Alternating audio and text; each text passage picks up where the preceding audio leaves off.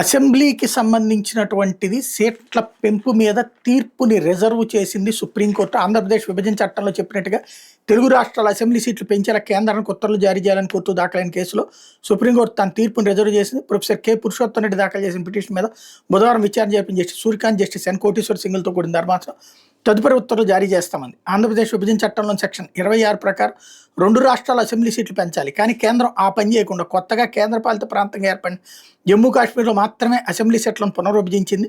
ఇది పూర్తి అహేతుకం, రాజ్యాంగ విరుద్ధం. ఆంధ్రప్రదేశ్ పునర్విభజన చట్టం అమల్లోకి వచ్చిన 5 ఏళ్ల తర్వాతే జమ్మూ కాశ్మీర్లో నియోజకవర్గాలు పునర్విభజన చేపట్టారు.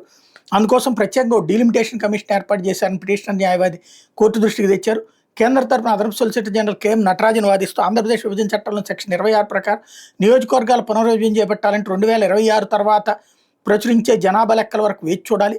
జమ్మూ కాశ్మీర్ పునర్విభజన వేరు, అది కేంద్రపాలిత ప్రాంతం కిందకు వస్తుందని పేర్కొన్నారు.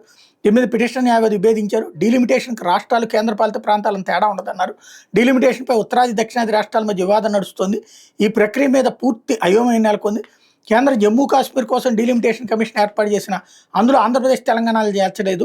2026 తర్వాత నియోజకవర్గాల పునర్విభజన చేపడతారన్న దానికి స్పష్టమైన సమాధానం లేదని చెప్పారు.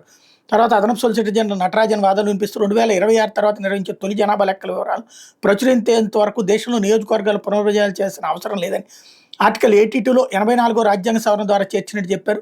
అందువల్ల 2028 వరకు చూడాల్సిందేనన్నారు. జస్టిస్ సూర్యకాంత్ జోక్యం చేసుకుంటూ ఈ రాజ్యాంగ సవరణ ఎవరైనా ఛాలెంజ్ చేశారని ప్రశ్నిస్తే అట్లాంటి విషయం తమ దృష్టికి రాలేదని నటరాజన్ బదులిచ్చారు.